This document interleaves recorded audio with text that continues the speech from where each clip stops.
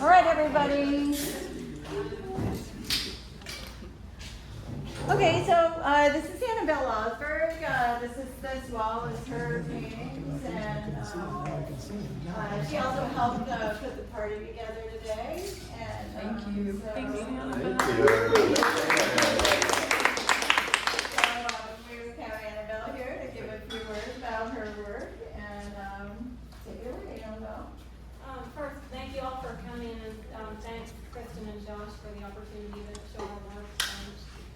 So these three paintings are the first paintings in a new body of work that I just started that also represents a new direction for my work.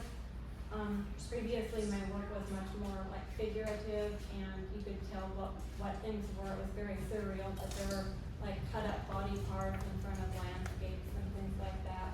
And when Kristen and Josh offered me the opportunity to be in this show, I was both excited and apprehensive. I was apprehensive because I only had 3 months to start and finish 3 new paintings, and also to decide what I was going to paint, because I was at a transitional point with my work. I had just finished a group show at the University of Laverne, and one of my paintings, Crypt, which you can actually see on that wall out there, was much more abstract than what I had been doing. And with that show, I decided that I wanted to go in that direction, but I didn't really know exactly, like, I had a lot of drawings, like I had been working on these drawings for 1.5 years in this direction, and I didn't really know exactly where I wanted to go with it. So I had to make all these decisions really quickly. Like, I had to decide in 2 days what size canvases, and like in order to do that, I had to like pull all of my drawings from this collection, which ended up not being quite as hard as I thought it would be because I had so many of them. So it was known like that this was going to be a project on one wall. So I picked out the compositions that seemed like they fit them best together, so that there's sort of a narrative within each painting, or an implied narrative, an ambiguous narrative, but also a narrative that goes from painting to painting. So like with this first one here, Ascending, this was inspired partly, this cone right here was inspired by a dream that I had, in which I was inhabiting a cone and like up in the sky, and I had either a telescope or a pair of binoculars, and I was like, I could look down at the earth and see through all these landscapes, or I could look up into the sky and then see like other planets or stars. And then it just kind of turned into this drawing that became this painting. And then this one here, so all three of the paintings, like what draws them together basically is there's like this sense of movement, of zooming in and out of different places, and there's this compression of time and space, like in each one, especially this one and this one, there are like all different kinds of places and times, or you could like potentially read that into the painting, but I also want them to be very ambiguous. So whereas before I had like painted definite landscapes, and that was partly what inspired this one, and then this one was like inspired by streets and sidewalks and other things like that. But I wanted to like abstract that as much as I could while still maintaining an ambiguity, so that the viewer could sort of make of it what they will, but also like, so I basically want them to be like visual puzzles that you have to figure out, and that could have different meanings depending on the viewer. And initially I was thinking a lot, cause like a theme that's run throughout my work for a long time is like people's relationship to the earth, and how our perceptions and our like constructs and just our actions like affect, you know, the natural world. And so that's like sort of here as like an undercurrent, but basically like you can make of it what you will, and as I worked on the paintings, they sort of like evolved, and I became like even more abstract with them than I had intended to be. And I didn't even have the palette like all planned out at first, so I just like started working, and like it was really kind of scary. And also the other thing is, technically these are a totally different surface than I've ever worked on. Like before I always worked on like oil grounded canvases, and I could sort of like wipe out the paint and like get different effects, and I had like become really used to that. And so this is actually chalk emulsion on linen, which is totally different than oil brown, and I thought it was going to be a lot more similar. So when I started painting, I got all these streaks, and like I thought I was gonna have to like trash the painting and like have Josh make another canvas for me. But like actually, I really like the effect that I can get with it. Like you can sort of see this triangle up here with the, like there's a green and purple, like green and purple glazes, and I could never have gotten that with the oil ground. And then the same thing in the colors here, it just like sort of like glows on that chalk emulsion ground. So I really enjoyed working on that. So if there's any questions, I'll be happy to answer them. Oh wait, you didn't talk about this one. Oh, yeah, okay, so this one is titled Destination, and so this is more like, obviously less abstract, but still like this weird place that, you know, and there's this tree here that doesn't have any leaves on it, and then this tree has leaves on it. There are these two, like this is like a hill, and then like this is, they're both like animals, sort of inspired by like animal forms, or like mutant, you know, forms, but also by land forms. So, and then there's these like evergreen trees here, and then this is a sun, and it's also a spider web, and it's also like the inside of a tree. That's like what I was thinking of.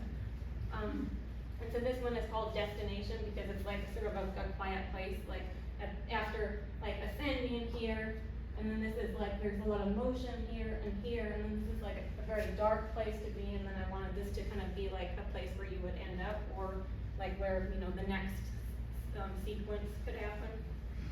So, yeah, Phyllis. I'm interested in those trees on the left, the Mhm. tree forms.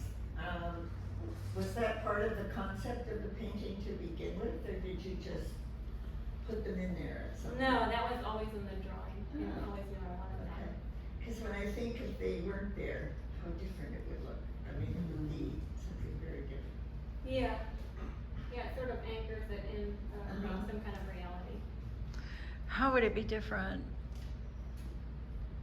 Well, it gives you a really strong clue that it's it's a landscape Oh. of some sort. Oh. And then on the basis of those trees, I can identify the brown form as a tree.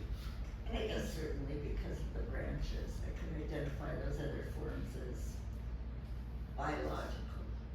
The brown one specifically looks sort of like what I think of like the inner ear, kind of.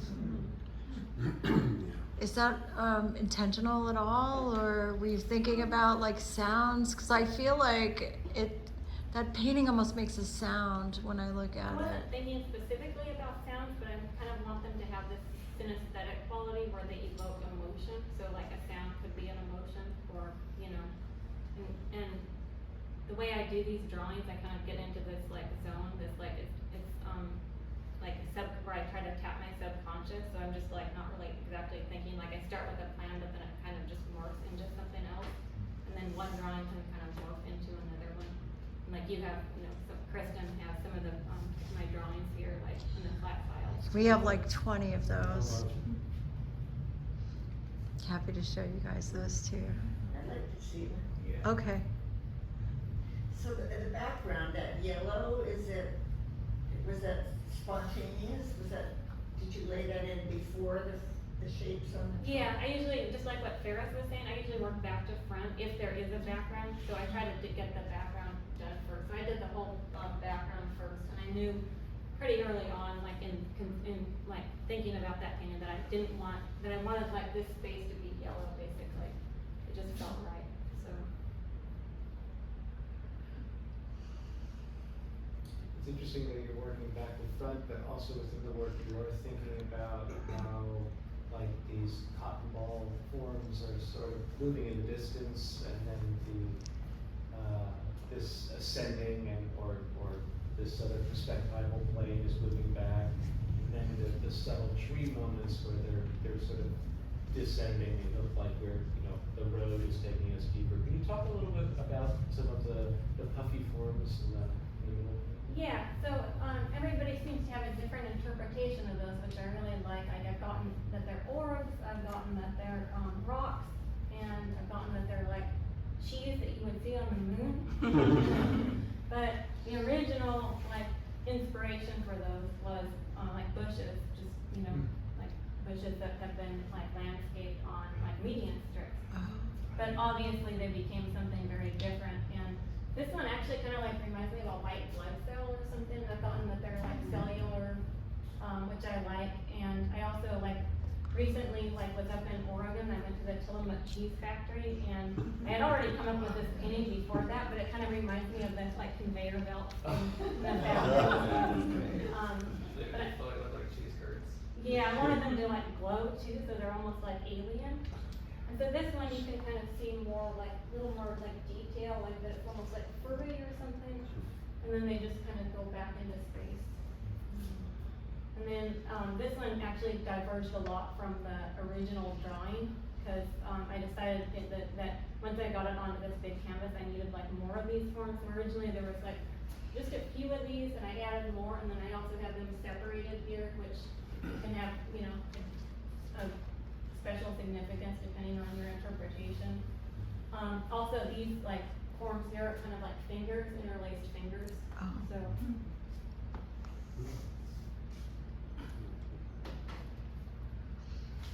It seems like there's like a middleness to all of them, like where, like that one, it still looks like it's receding, but we don't see where the destination is. We don't see where the horizon is. It looks kind of like a sidewalk that you're moving towards something. In the middle, obviously, it's kind of moving up, but we don't see where we're going.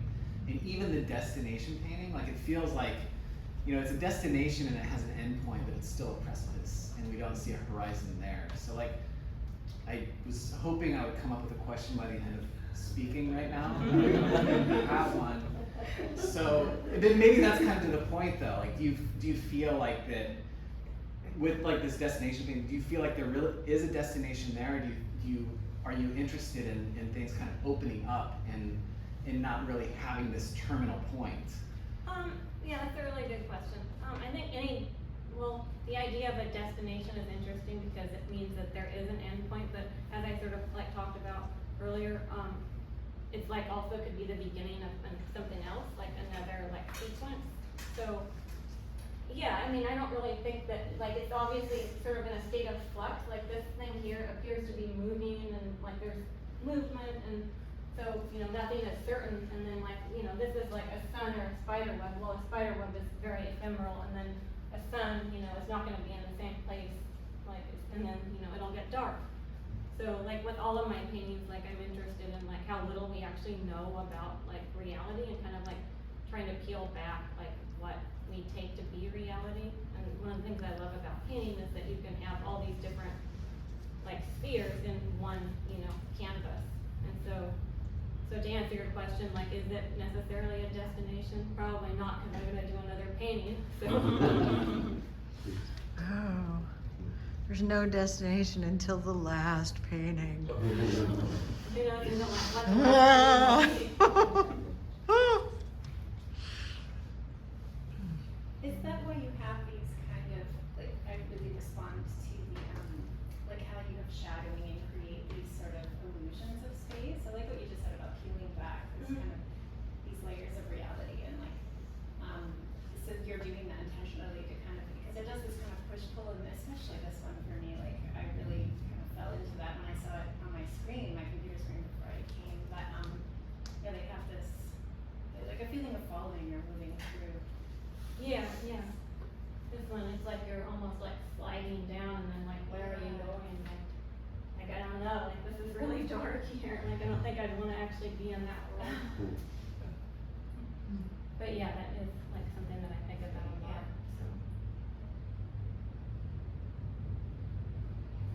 So. I think it's interesting that they all kind of have different sense of speed.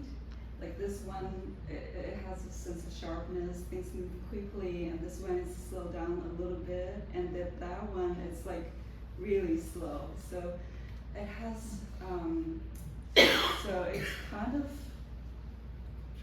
made me think about how time works, and you know, differently with different scenarios.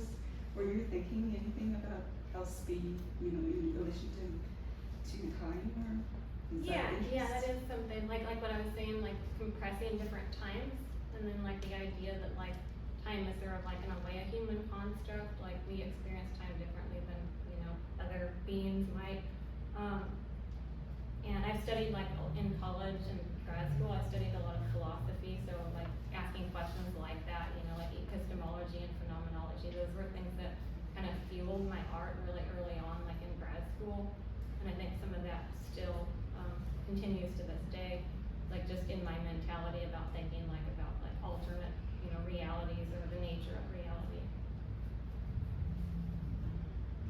And definitely I want like the viewer to, like, basically I want the viewer to also think about reality in a different way, and if I've done that, like, if I've made you look at things differently, then I've done something right. The first one is really exciting because it almost speaks about like you know, the horizon line would be maybe above the picture plane, because in one point perspective all the lines converge into a vanishing point, which would be above the picture plane, so your eye level, if you're standing, would be on the vanishing point, so the person is like sort of looking down, these things going up like this, and then you do these triangles that almost mimic a vanishing point, but they're coming forward, so it makes them shoot up. So it's an exciting use of perspective. Were you really thinking about like using perspective in some sort of way, like, and sort of going against it when you were doing this? Because they look like they're supposed to all go to a vanishing point, but then they don't, and that ends up being what is really exciting about the painting. Yeah, definitely. Like I want, like, so like what I was saying before, it was inspired by this dream where you could zoom in. I could zoom in and out of different spaces, and I didn't even know in the dream like whether I wanted to like look down or look up, because I had all these options, but I was stuck inside this cone. So yeah, that kind of goes with that. Like, and there was like this infinite potential, like to these like binoculars that I had in the dream. So that was the original inspiration. But definitely, I want there to be like potentially like more cones, like you could see more, and then it could be like divided almost infinitely, like either within the smaller cones or like outside of them. Except that these curtains here are these like forms here, like sort of anchor it in something, so that this is also self-contained, so that it's not just all, you know, triangles. But yeah, I was definitely thinking about roads too, and like the roads going off into space, because that's something in a lot of my earlier work when I was painting more representationally. Like I had a lot of desert scenes with a road going into the desert and disappearing, and so that's like what I was thinking of here and here, and then it also became, like you said, a runway, you know, like where you're like taking off. So it evolved as I was thinking about it, but yeah, perspective is something I think about a lot. It would definitely put you up on a, because there's no horizon line, and you're in this kind of middle zone of. Yeah, there's no horizon line, but there's multiple like horizon lines. Yeah. So it's like there's these layered landscapes. That's what I was thinking. Oh, When you were yeah. talking time earlier, I kept thinking that each of the circles was sort of like a different dimension Yeah. that you were seeing from the triangle, like as you were describing. I don't know if that's what was intended. No, yeah, definitely. So these are all like, in my mind, these were horizon lines. And so this is like, and then each one of these is cut up. So then this could be sky, this could be water, but it's also sky. And then this is like probably land, and then this is like water or sky. These could be like mountains, and then there's like a little hint of a mountain there. So, yeah, and then like these, and then it gets more abstract, so then these like don't really, there's not really much of a landscape there, but they're also like ponds or something that have been strung like beads. So these are like the stories that I make up to make it more interesting for me. Sorry if you covered this earlier, but was the Transcendental Painting Group an influence on you at all? Yeah, I saw that show last year and I was really inspired by it. I've always been like sort of interested in like Agnes Pelton like for years, and like some of the other artists there, but yeah, that show was definitely really helpful for me.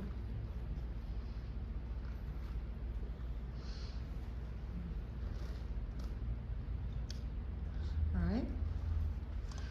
All right, well, thank you so much, Annabelle. That was wonderful. Okay, you guys, well, there's plenty more food, and I have another thing of guacamole I mixed up, and there's lots of drawing supplies, and you can go ahead and get your surreal on. And also, I'll bring these drawings out that Annabelle was, Annabelle's and Ferris's drawings from our flat files, and I'll bring them to the back table, so. We can coalesce over there in about 10 minutes. I'm gonna turn this off.